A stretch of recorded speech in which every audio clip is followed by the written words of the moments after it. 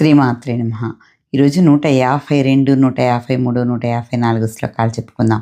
ముందుగా 152వ శ్లోకం. కళానిధి కావ్యకళా రసజ్ఞా రససేవదిః పుష్టా పురాతనా పూజ్య పుష్కరా పుష్కరేక్షణ.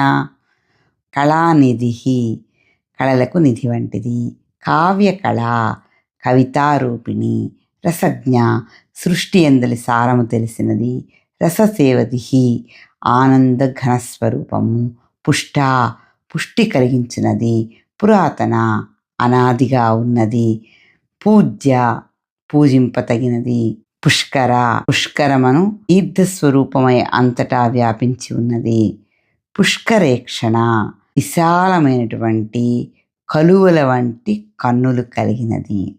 153వ శ్లోకం. పరంజ్యోతి పరంధామ పరమాణు పరాత్పరా పాశహస్తా పాశహంత్రి పరమంత్ర విభేదిని.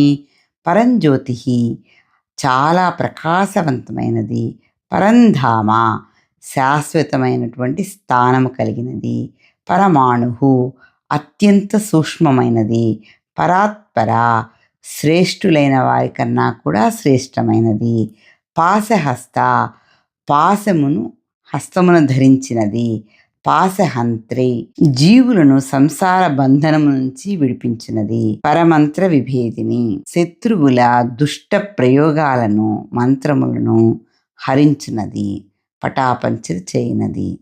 154వ శ్లోకం. మూర్త మూర్త నిత్యతృప్త మునిమానసహంసిక సత్యవ్రత సత్యరూప సర్వాంతర్యామిని సతీ.